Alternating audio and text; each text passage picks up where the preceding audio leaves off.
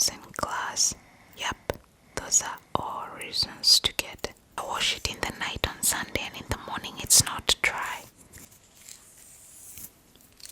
Our teachers used to be so strict. It's right here. To make it more fluffier to sleep, it does that sometimes. The 8 years of primary school, my experience of that, if you'd like to sleep, you can sleep too.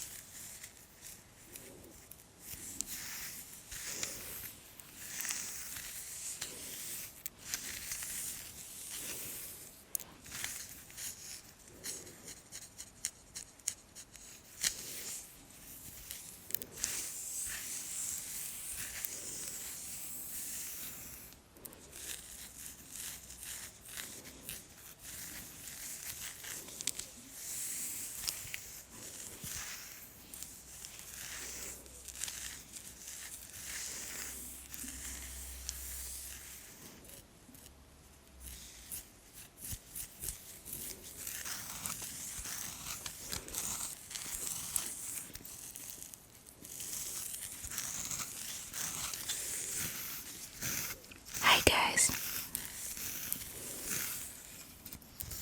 welcome to tonight's super relaxing ASMR session.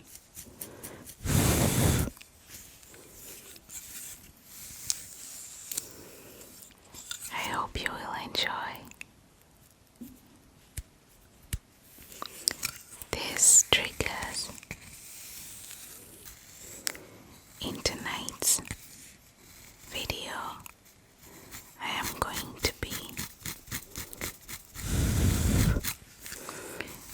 nitpicking the whole of his head. Well, I'll try. And I will be using my nails and this beautiful comb. So please stay tuned. And if you'd like to sleep, you can sleep too. I just want to thank you to all our channel members. Thank you guys so much for subscribing to us. I just want to thank you all for tuning in. I want to welcome all the new members. I also want to give a special shout out to all our exclusive members of our channel. We thank you guys so much for joining the channel. We also want to thank you, all of you guys, for just, sticking with us. Even in times when we are not able to give content for various reasons. Oh, I think I lost that white. Okay, it's right here. Okay, I found that white that I had lost. It's stuck on a hair root.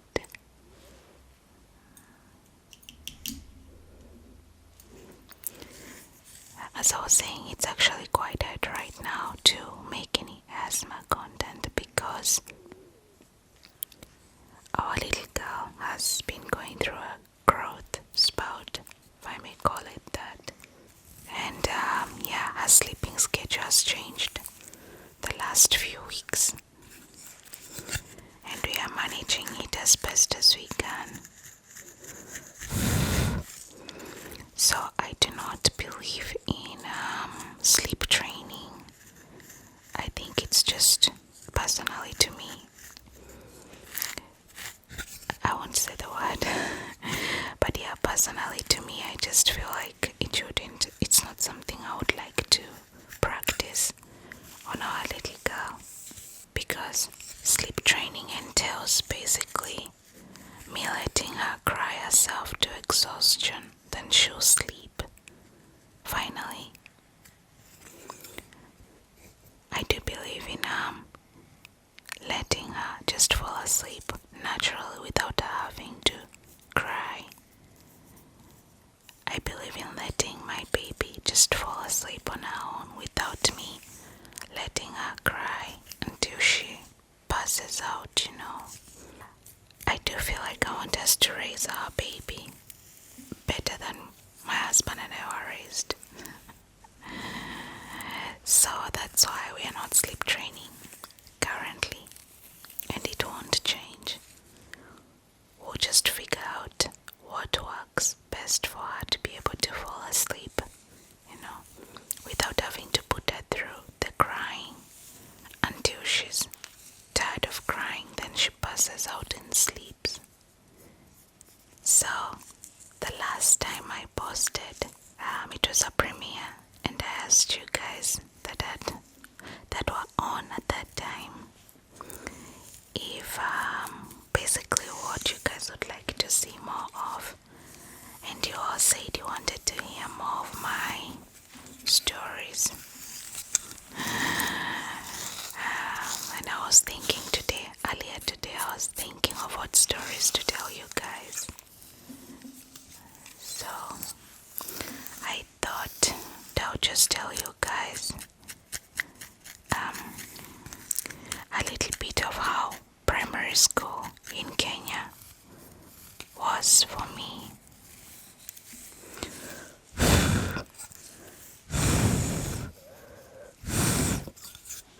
There's a lot of dead skin in this area. I don't really know how to begin to even remove it because it's spread out. It's like a whole lot of flakes. I'll zoom into this area when I'm zooming in for the up close. When I was in school, the school system was called 844. I heard that in the past few years it changed. I don't know what it's called currently. But yeah, when I was in school it was 844. So basically 8 years of primary school, 4 years of high school, and 4 years of university.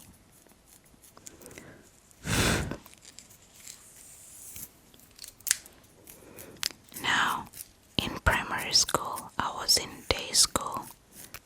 In those times, you could either be in boarding or primary school. Day school, basically where I go in the morning and I come back home in the evening. For my high school, I was in boarding. I think I wanna pick this.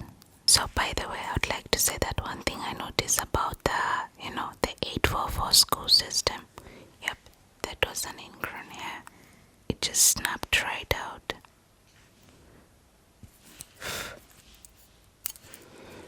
I need to check more to see if there's more ingrown hairs inside his scalp.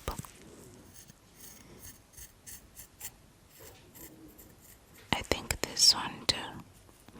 Yeah, so I noticed that kids who studied in Africa in the 844 school system are really much smarter than some kids in the first world countries, because of the pressure to actually learn.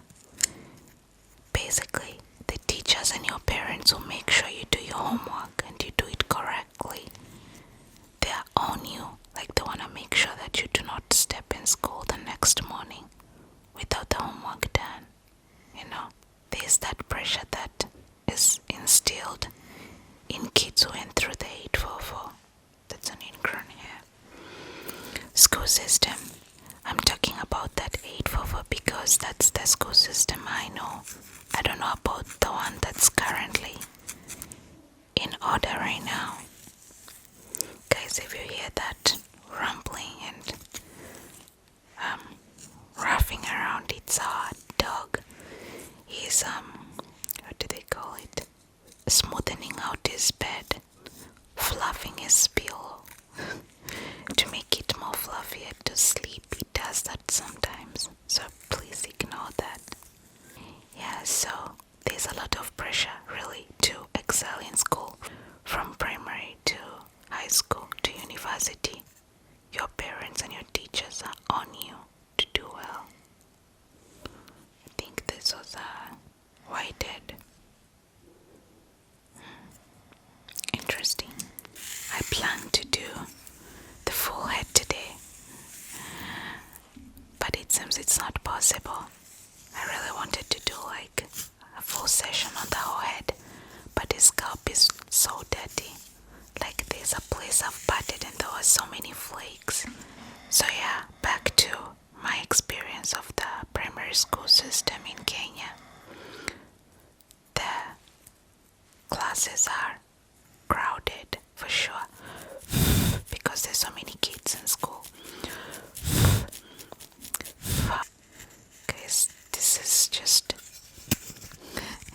his hair is so flaky. I don't even know where to begin with this. I don't know whether to get the tweezers or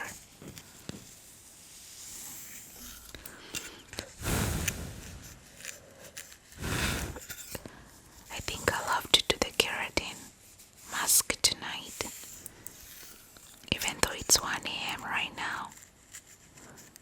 Our baby is going through a growth spurt,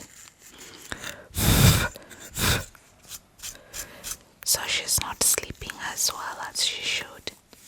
Literally, she sleeps from 4 up to like 8, wakes up to feed, either from me or the bottle, and then she sleeps somewhere until like 10 or 11, wakes up to feed again, and then she wakes up around midnight, 1 a.m., midnight to 1 a.m., and then she doesn't go back to sleep for like the next hour or two. If you're thinking about discipline, the 844 system is really for you. It's not for the lazy or weak-minded. You won't survive, or you will literally just fail high school, primary school, and university as well. Because I was telling my husband my experience, because I attended university in Uganda, which the system is pretty similar to the one in Kenya. I mean, it's East Africa, slightly different, but somehow the same. Same, really. In terms of like teaching and, the school environment, what you're taught, method of teaching, etc. Schools in East Africa, by the way, are in English, high school, primary, and university. I think this is how I did. I'll try to pick it out. It's right here. The 844 system will keep you on your toes.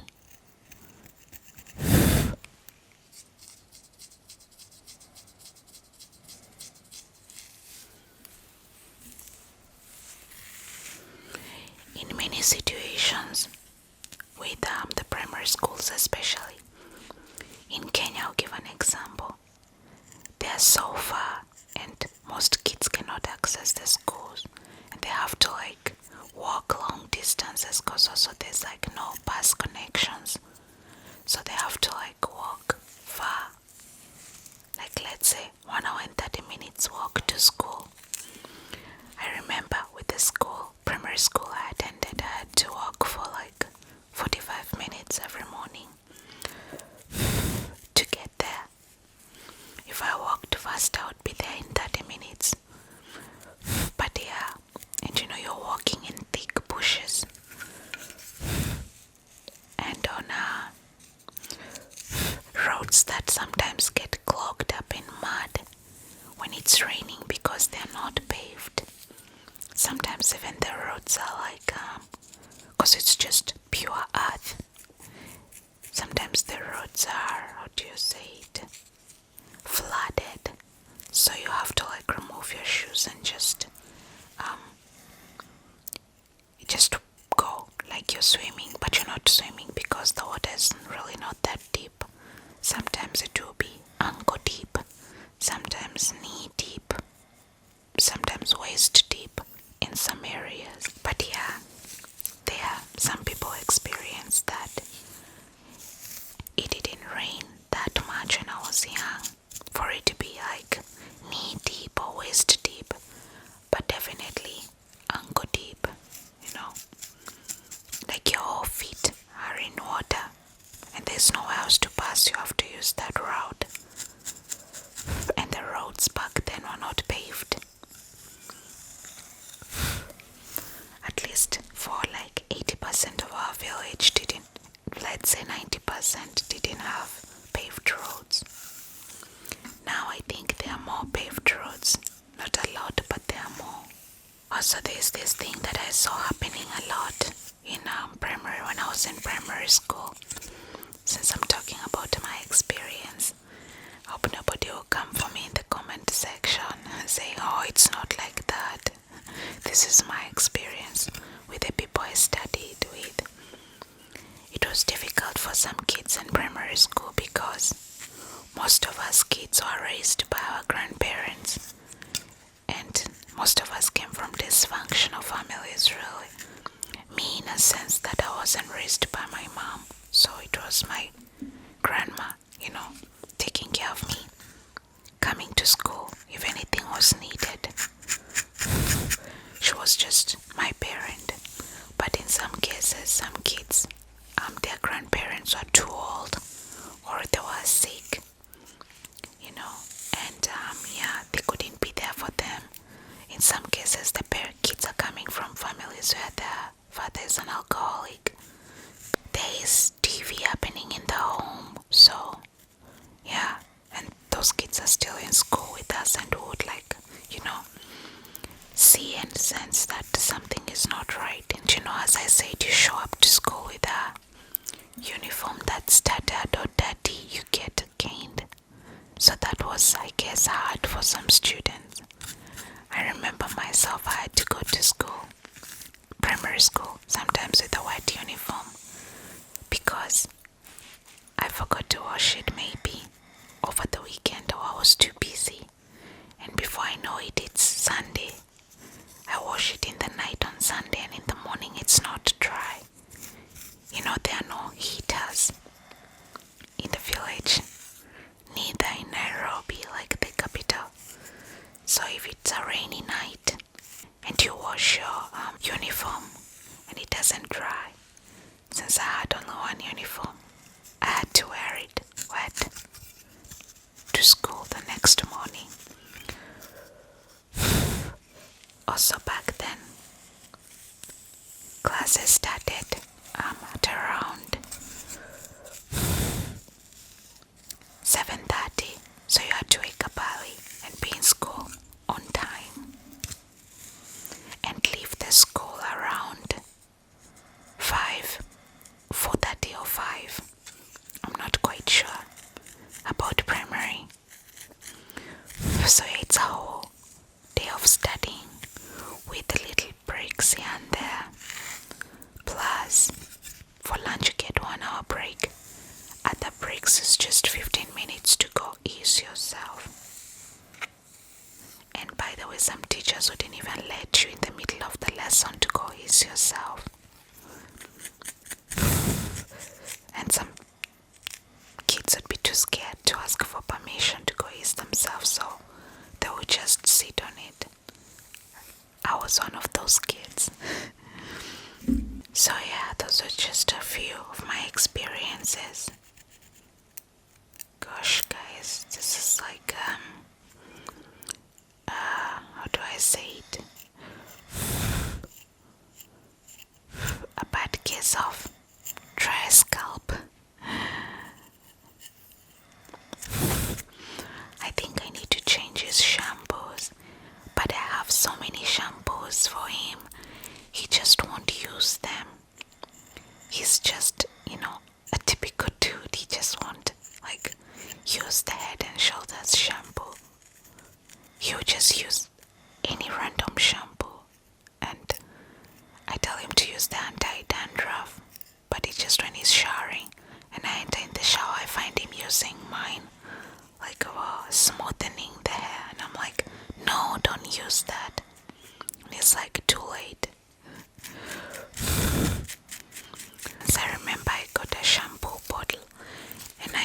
mixed like a bunch of shampoos and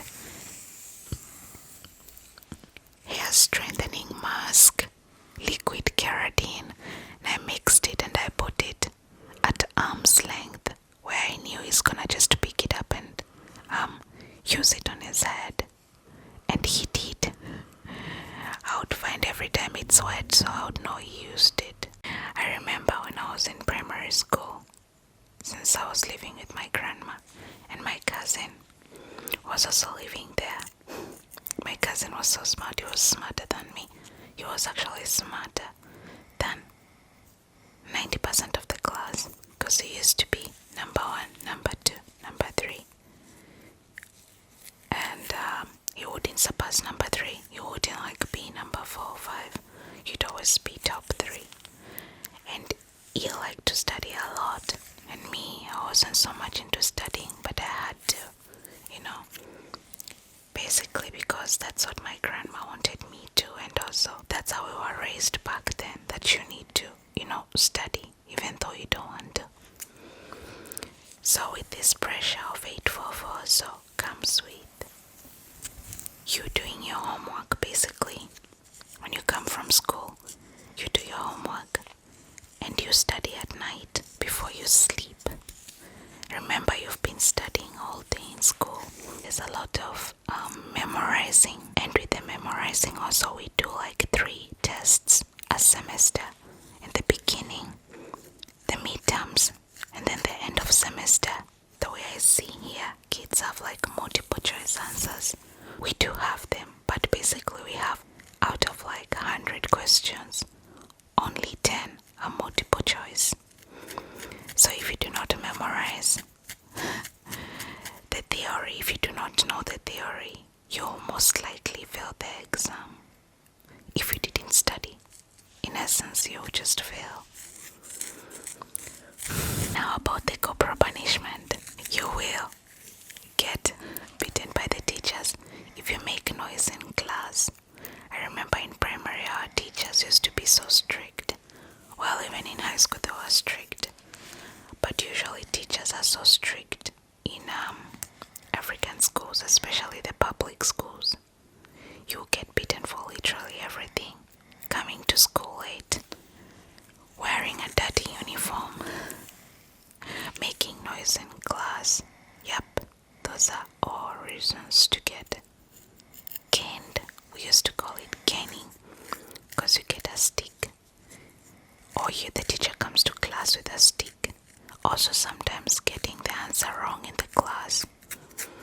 You still get caned, especially if the teacher taught about that topic and you've probably forgotten. You will get caned. So the Kenyan school system starts in January, literally 4th or 5th January.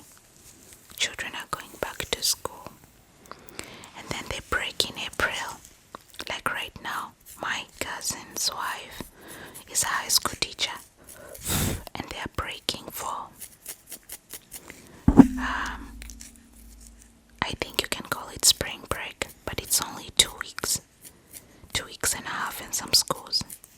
So they are breaking tomorrow actually, because I spoke to him today on video call. And then they will resume end of the month, or 1 week before the end of the month. School resumes in May, or last week of April in some schools, all the way to August. After that they resume in September and close in December, first or second week of December, and start all over again the next year.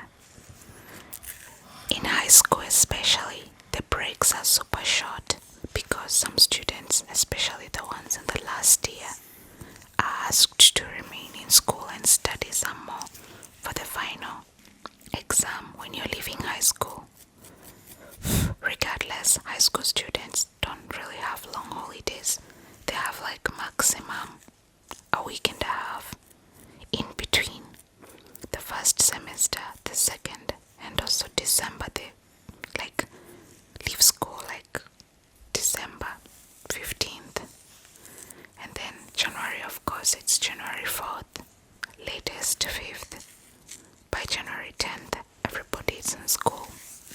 primary and high school. Now with primary school, I told you guys it's from class 1 to class 8. Once you reach class 8, the pressure begins to start performing well for the final primary leaving certificate exam. There's really like a lot of pressure to perform well in that exam, so the teachers start preparing you. They start talking more of it was called back then KCPE. Yeah, so the pressure starts. Plus also the workload is crazy, guys. There's so much workload. You literally carry so many books in primary school. High school as well. But you carry so many books in primary school. You will see kids going to school with a bag full of books.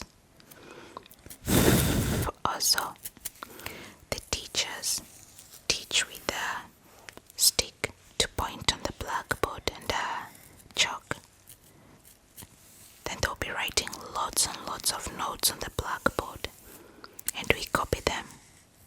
And sometimes they'll erase the board to write more notes before you finish. So you have to copy from your friends who wrote faster than you. That was crazy.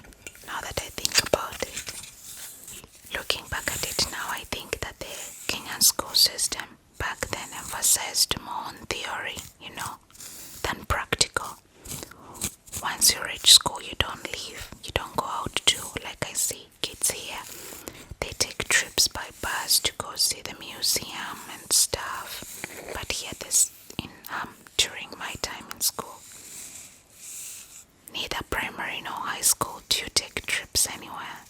If you do, it's like 2-3 times a year, not even a month or a semester.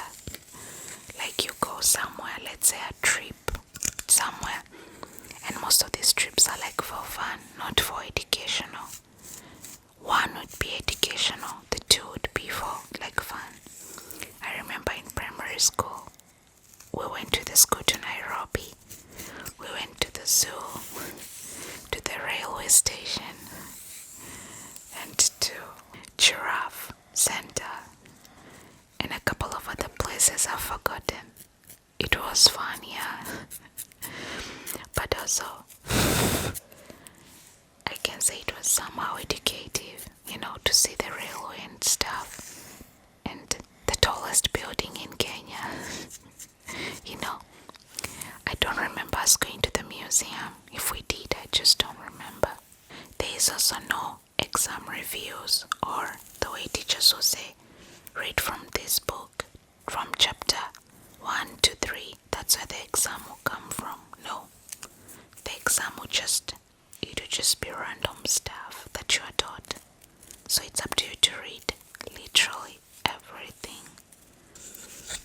Guys, I really plan to do the asthma on the whole head. But his hair is just so flaky and dirty. I haven't nitpicked it in a while. As I said, I was scared to because of the baby changed. Right now it's actually 1 a.m. in the night, should I say in the morning. And I actually took a nap during the day, a 3-hour nap, because I knew we were gonna be shooting tonight.